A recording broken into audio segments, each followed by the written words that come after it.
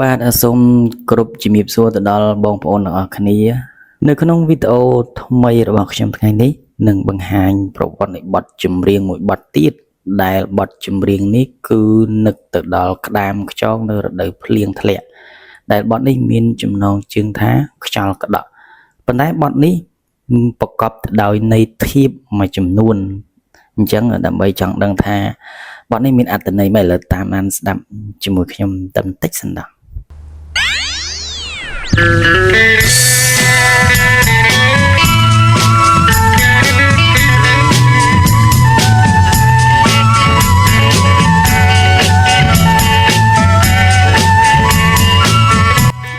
tờ lực lấy như này là việc rủ nóបងអើយខ្យងក្រក់ទឹកជន់ខ្យងក្រក់ទឹកជន់ក្រនឹងបងអើយខ្យងក្រក់ទឹកជន់ភ្លៀងក៏បន្តទាំងជុំនុនភ្លៀងក៏បន្តទាំងជុំនុនទីទុយក៏គុណទាំងអភ័យពិតទាំងជួឲ្យនេះក្របំបងអើយរៀចពេញព្រឹកព្រៃទាំងជួឲ្យនេះក្របំបងអើយរៀចពេញព្រឹកព្រៃត្រីឆ្ដោស្ទុះធ្លោឃើញចំណៃត្រីឆ្ដោស្ទុះធ្លោឃើញចំណៃផងខ្លួនស្ទើរខ្សែនៅអោក្នុងជុចណែកន្លែងនេះគឺន័យធៀបមួយទៀតអញ្ចឹងបងប្អូនអរគ្នាដឹងហើយថាត្រីស្ដោស្ទុះធ្លោឃើញចំណៃអញ្ចឹងន័យថាម៉េចន័យធៀបគឺន័យថាអីចឹងទៅអញ្ចឹងអ្នកនរគ្នាប្រកាសជាដឹងបទចម្រៀងពីដើមគឺប្រកបទៅដោយន័យធៀបទៅស្ដាប់ពេលខ្លះក៏ល្អអញ្ចឹងទៅស្ដាប់ពេលខ្លះក៏វារៀងគ្រោកគ្រីក៏ប៉ុន្តែគឺចង់បញ្ជាក់ពីអត្ថន័យនៃបទចម្រៀងក្នុងគោលបំណងអប់រំអីណាមួយអញ្ចឹងទៅក្រក់ក្រក់ហៅក្រមុំបងអើយហៅ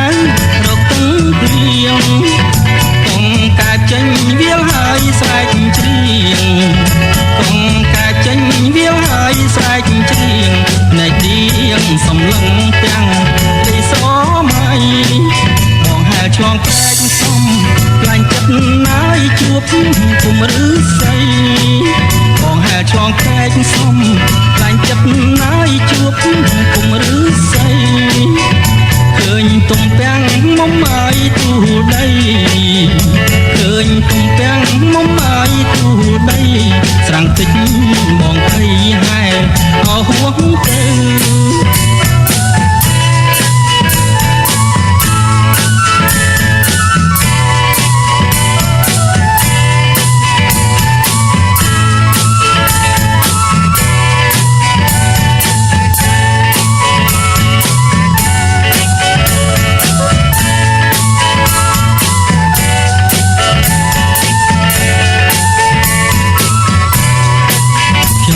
ដកហៅក្រ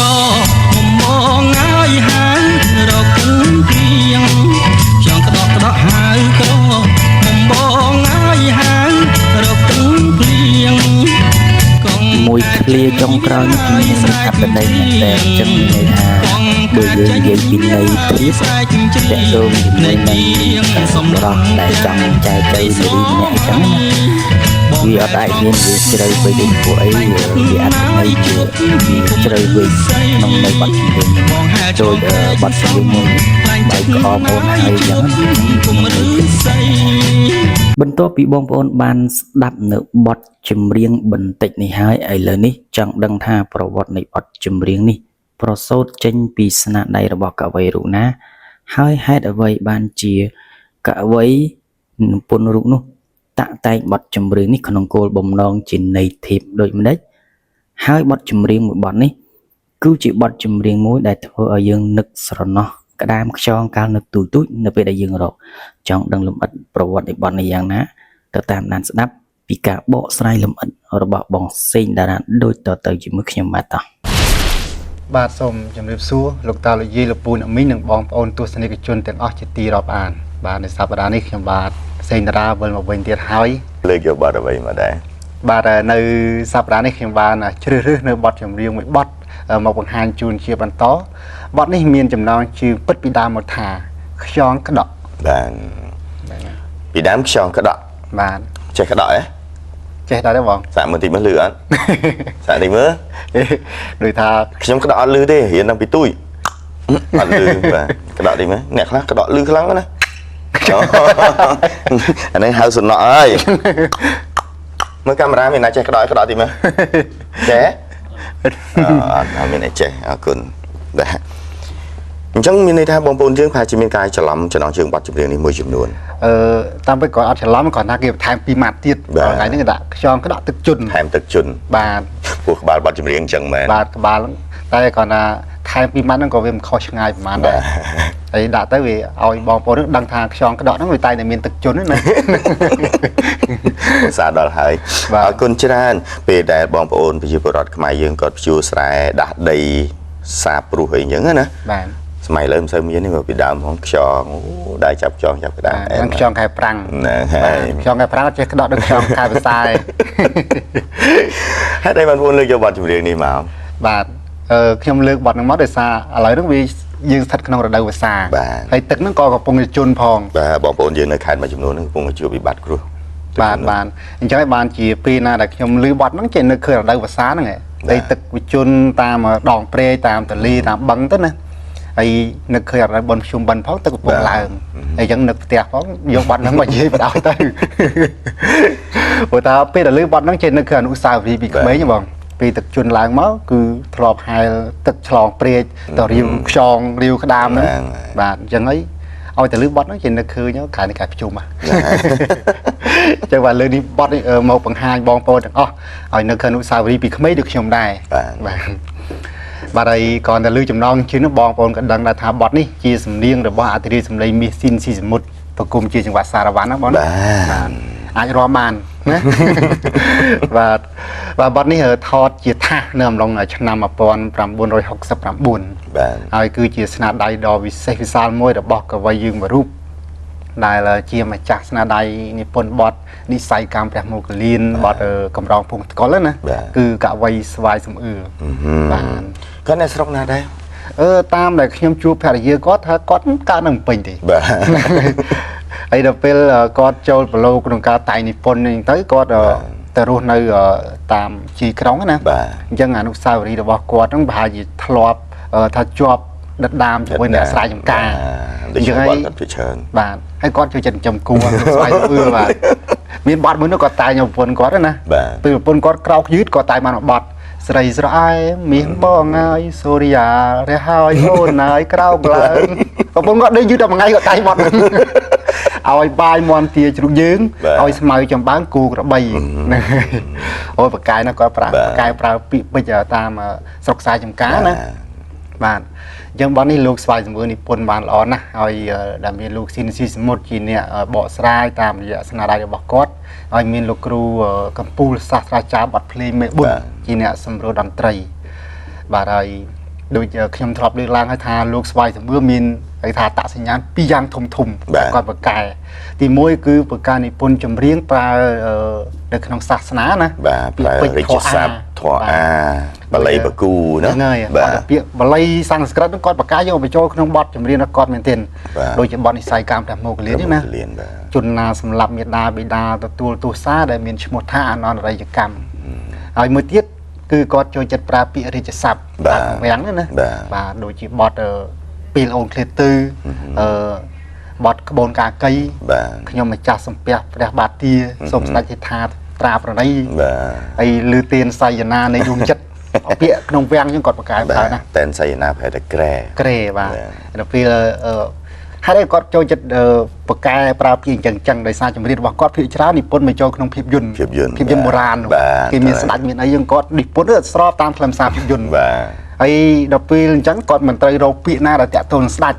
អញ្ចឹងបានគាត់សរសេរពាក្យមួយល្អណាស់កងកម្មកងកៅជាដើមហ្នឹងណាបាទហើយក្រៅពីអត្តសញ្ញាណពីធំអញ្ចឹងគឺលោកមានទេពកោសល្យមួយទៀតនៅក្នុងការច្បាច់យកពាក្យក្រៀមភាសាខ្មែរគេថាពាក្យប្រជាប្រិយដែលពលរដ្ឋខ្មែរយើងនិយមប្រើប្រចាំថ្ងៃណាតាមភូមិ ហ្នឹងហើយស្រុកខ្សែចំការដូចបត់ខ្យងក្តក់ទឹកជន់នឹងជាដើមបាទខ្យងក្តក់ទឹកជន់ព្រលឹងបងហើយខ្យងក្តក់ទឹកជន់ណាភ្លៀងផ្គរបន្តទឹកជំនន់នឹងទីទុយកយគុណទាំង20ផិតហើយទឹកជូរហើយនាចរាជពេញព្រឹកព្រៃ ហ្នឹងហើយត្រីស្ដោស្ទុះធ្លូឃើញចំណៃស្រាំងតិចបងភ័យហែលហុះទៅហ្នឹងណាហើយឃើញទំពាំងមកម៉ាយទូដីហ្នឹងចាពាក្យទំពាំងទូដីនោះយើងតែនិយាយតាមភាសាប្រចាំថ្ងៃណាបាទពីណាខ្ញុំនៅក្មេងៗអញ្ចឹងណាពីឃើញទំពាំងវាទៅមកដោះប្រឡូកហ្នឹងគេសួរទំពាំងហ្នឹងមិនហ៎ហើយក្មេងៗចេះនិយាយថាកំពុងទូដីហីបីចេញហ្នឹងហើយថាចាំបានមួយអាទិត្យទៀតចាំជីយកស្លោទូដីហីបងទូដីហើយអញ្ចឹងអាពាក្យពេចប្រើតាមភាសានៅតាមស្រុកខ្សែចំការអញ្ចឹងគាត់ចេះច្បាច់យកមកប្រើបានល្អមែនទែនបាទហើយដូចជាผมថាឡើយលោកស្វាយសម្មើគាត់និពន្ធមកឲ្យយើងជាអ្នកស្ដាប់សរសើរណាសូម្បីតែអ្នកនិពន្ធចំណន់គាត់សរសើរដែរដូចជាជាក់ស្ដែងម្សិលមិញខ្ញុំបានចុចទូរស័ព្ទទៅលោកអ៊ំហេជុនសេដែលគាត់ជាអ្នកនិពន្ធបទភ្លេងហើយអ្នកកូនវីឡុងហើយនឹងជាអ្នករត់ការថតចម្រៀងចំនួនហ្នឹងណាបាទខ្ញុំសួរគាត់ថាលោកអ៊ំបទខ្យងក្តក់ដែលលោកអ៊ំធ្លាប់រត់ការថតទៅថតនៅឆ្នាំណាគាត់ថាថតនៅឆ្នាំ1969ចិត្តដល់លុនដល់បាយណាបាទហើយដល់ពេលគាត់បន្ថែមថាគាត់បទហ្នឹងខ្ញុំពេញចិត្តបោះបងស្វាយសម្ងឿរស័យបទហ្នឹងព្រោះហ្មងគាត់ថាគាត់រស័យបទហ្នឹងមកឲ្យលោកសិនស៊ីមុនគាត់បកស្រាយហ្នឹងដូចថាពេលដែលឮបទហ្នឹងពេលហ្នឹងឃើញដូចតែធ្លាប់ព្រោះនៅតាមស្រាយចំការណាហើយទឹកឡើងអញ្ចឹងវាមានយើងហាលឆ្លងព្រែកឆ្លងអីហ្នឹងបាទអីគាត់ថាគាត់ពេញចិត្តបទលោកស្វាយសម្ងឿរហ្នឹងមួយហ្នឹងមែនទែនពេលស្ដាប់កាលណាដូចគឺទិដ្ឋភាពស្លៀកកម្មាណាហើយចុះរាវខ្យងរាវក្តាមហើយហាលឆ្លងព្រែករកគ្នានោះហើយហាលឆ្លងព្រែកធម្មតាមានគុំរិស័យណាបាទអញ្ចឹងគេថារបស់របរប្រើប្រាស់ប្រចាំថ្ងៃរបស់ប្រជាជនខ្មែរយើងក៏ដូចជារុក្ខជាតិទម្លាប់ដុះតាមមាត់ព្រែកមាត់ស្ទឹងមាត់បឹងហ្នឹងលោកស្វាយសម្ងឿរគាត់យកមកបញ្ចូលក្នុងបាទហើយហ្នឹងគាត់មានចេះលើកយកមកបញ្ចូលអាហ្នឹងវាមានមែនយើងដើរតាមមាត់ព្រែកមាត់ស្ទឹងមានច្រើនមានគុំវិស័យហើយបាទហើយធម្មតាពេលទឹកឡើងចឹងអាស្រាំងហ្នឹងវានៅតាមអាមេវិស័យហ្នឹងហើយអញ្ចឹងប្រហែលជាគាត់ធ្លាប់ហាលទឹកឆ្លងព្រែកទៅរោនាងហ្នឹងណាចេះបើមានតែទំនុកមួយគាត់រស័យទៅបងហាលឆ្លងព្រែកសម្លាញ់ចិត្តដល់ជួបគុំរិស័យឃើញទំពាំងមកម៉ែទូដីស្រាំងតិចបងភ័យហែលក៏ហួសទៅបាទអញ្ចឹងហើយបាទខ្ញុំឲ្យចេះតែសេចក្ដីគិត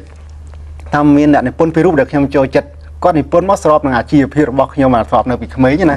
ទី1លោកអ៊ុយហេលទី2លោកស្វាយសំអឿបើលោកអ៊ុយហេលគាត់និពន្ធមកត្រូវនឹងអាជីវភាពរបស់ខ្ញុំកាលពីក្មេងនៅខែប្រាំងគេថារដូវប្រាំងគាត់និពន្ធបទរដូវជ្រោយកាត់នោះថ្ងៃមិញបងហួយលើខ្នងក្របីបាទពេលដែលខ្ញុំឮបទនឹងពេលណាចេះនឹកឃើញខ្លួនឯងជិះក្បីតែលើកដៃសញ្ញាណា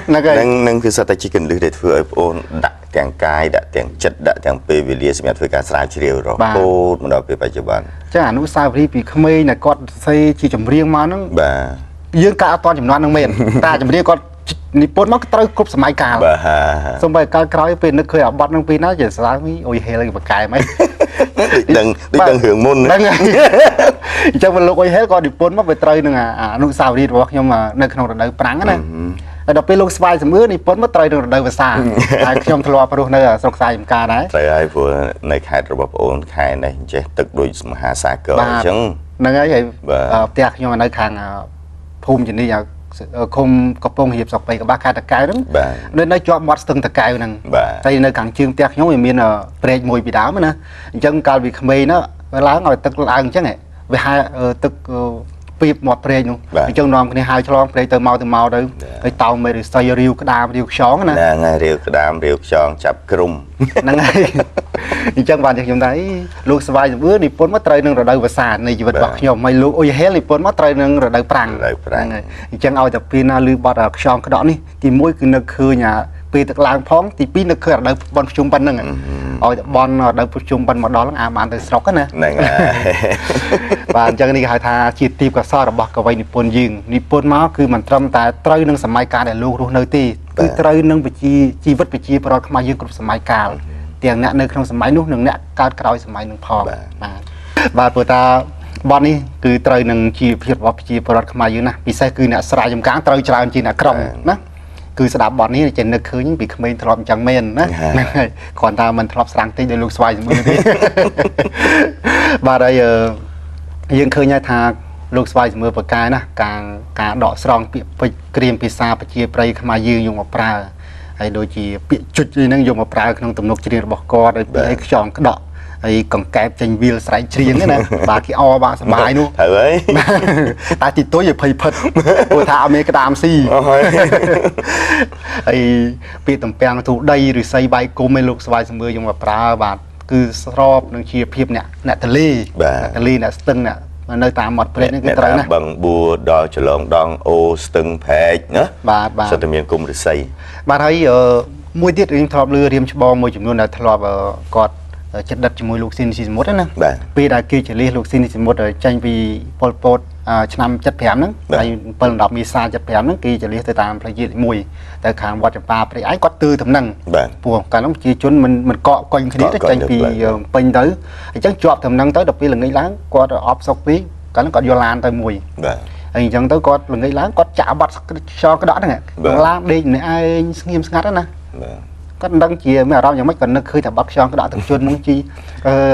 គាត់ស្ដាប់ម្នាក់ឯងយ៉ាងស្ងាត់ហើយប្រហែលជាក្នុងអារម្មណ៍គាត់គិតគាត់សំណោះដល់គ្រាធ្លាប់នៅជ្រៀងបាននឹកឃើញដល់អ្នកនិពន្ធនៅធ្លាប់និពន្ធនៅគាត់ជ្រៀងណាបាទហើយដល់ពេលបាន 4-5 ថ្ងៃក្រោយបានគេបញ្ជូនគាត់ទៅខាងស្រុកកោះធំហើយស្លាប់នៅស្រុកកោះធំហ្នឹងទៅអញ្ចឹងបានថាពេលរំលឹកដល់រឿងនេះខ្ញុំចេះស្ដាយអ្នកចម្រៀងឯងដែលមានសម្លេងឲ្យថាពីរស់រូបនេះគេដាច់ចិត្តយកគាត់ទៅសម្លាប់ចោលកើតណាថាបើគាត់អ្នកនយោបាយច្បាំងដណ្ដើមអំណាចជាមួយពួកវាមិនថាទេគាត់គ្រាន់តែជាអ្នកចម្រៀងម្នាក់សោះគ្មានចង់ធ្វើធំចង់ធ្វើប្រធាននាយកបដីទេហើយយកគាត់ទៅសម្លាប់ចោល បាទ វាចោលថាអីរបបគេថាច្រៀងបទចម្រៀងអូនបងតែថាដើម្បីបំពេពួកសក្តិភូមិមូលធននេះណា បាទ តាមពិតអានេះជាវប្បធម៌របស់យើងបើគ្មានដូរតន្ត្រីយើងនេះយើងអត់សុខស្លោអញ្ចឹងថ្ងៃវាយើងអត់មានទួមើលអត់មានចម្រៀងស្ដាប់ហ្នឹងទំនេរនឹងធ្វើអីបាសជា stress ណាគេហៅ stress បានអញ្ចឹងហើយបានជាខ្ញុំស្ដាយមែនទែនដល់អ្នកចម្រៀងឯរូបនេះក៏ដូចជាអ្នកចម្រៀងចំនួននោះដែលបានបាត់បង់នៅក្នុងសម័យ របប3ឆ្នាំ បាទ3ឆ្នាំ8ខែមកនឹង20ថ្ងៃ បាទ បានអញ្ចឹងតាមរយៈបទខ្យល់ក្តក់នេះខ្ញុំបាទសេងតារាដែលជាអ្នកស្រាវជ្រាវក៏សូមឧទ្ទិសជាថាធំបំផុតចំពោះអធិរាជសម្លេងមាសស៊ីនស៊ីសមុទ្របាទអ្នកចម្រៀងដែលមានកំណើតមកពីខេត្តស្ទឹងត្រែង បាទ ដែលបានបកស្រាយយ៉ាងពិរោះហើយនឹងសូមឧទ្ទិសជូនផងដែរទៅដល់ម្ចាស់ស្នាដៃគឺកវីស្វាយសំអឿដែលលោកបានស្លាប់ផងដែរណា បាទ នៅខាងខេត្តពោធិ៍សាត់ចំនួនហ្នឹងបាទហើយដែលបានបន្សល់ទុកនៅមរតកមាសរហូតដល់បច្ចុប្បន្នព្រមទាំងវិញ្ញាណក្ខន្ធរបស់លោកមេប៊ុនក៏បានស្លាប់ដែរចំនួននោះគឺលោកជាសាស្ត្រាចារ្យដល់3ចំនួនហ្នឹងណាមិនស្គាល់លោកមេប៊ុនហើយនឹងវិញ្ញាណក្ខន្ធរបស់ហ្គីតាសូឡូលោកម៉ាក់ស៊ីវថាដែលបានសូឡូយ៉ាងពិរោះតាមទំនុកនៃចង្វាក់សារ៉ាវ៉ាន់នៃបទខ្យល់ក្តក់នេះហើយចុងក្រោយសូមផ្ញើជូនបាទទៅដល់អ៊ំស្រីដុំសុផានីភរិយារបស់លោកស្វាយសំអឿបច្ចុប្បន្នមានជីវិតទីនៅឯស្រុកកោះមាសខេត្តកំពង់ចាមបាទសង្ឃឹមថាអ៊ំស្រីប្រហែលជាបានទស្សនាកម្មវិធីនេះនឹងថាមានអារម្មណ៍ថារំភើបនៅពេលដែលយើងលើកពីស្នាដៃរបស់ស្វាមីរបស់អ្នកស្រីបាទហើយសូមជូនពរទៅដល់លោកពូអ្នកមីងលោកយាយលោកតាទាំងអស់នៅក្នុងឱកាសបុណ្យភ្ជុំបិណ្ឌនេះឲ្យមានសុខភាពល្អទាំងអស់គ្នាហើយបងប្អូនអ្វីបានសម្រេចបំណងហើយយើងឆ្លៀតពេល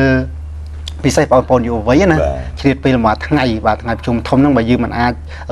15ថ្ងៃហ្នឹងមិនអាចធ្វើបាននៅថ្ងៃប្រជុំធំហ្នឹងយើងស្លៀកពាក់ជារបៀបខ្មែរណាបាទមានហូលផាមួងមានអាវកត្រង់ទៅណាកំដល់ថ្ងៃប្រជុំនោះឃើញតែខ្លះគាត់ស្លៀកខោកាបូយតែយ៉ាជង្គង់ទៅទៀតបាទសូមអរគុណ អញ្ចឹងខ្ញុំសង្ឃឹមថាវីដេអូមួយនេះក៏ដូចជាបទចម្រៀងមួយនេះដែលបងសេនតារាគាត់បានរៀបរាប់នេះវាជាចំណៃអារម្មណ៍ថ្មីហើយក៏នឹកឃើញទៅដល់កាលពីយើងនៅក្មេងកាលពីយើងនៅខ្វៀលគោកាលពីយើងធ្វើស្រែនឹកឃើញនៅកណ្ដាមខ្យងនៅរដូវភ្លៀងធ្លាក់ទាំងអស់គ្នាសង្ឃឹមថាបងប្អូនអរគ្នានឹងពេញចិត្តហើយបងប្អូនអរគ្នានឹងតាមដានជួបគ្នាវីដេអូក្រោយទៀត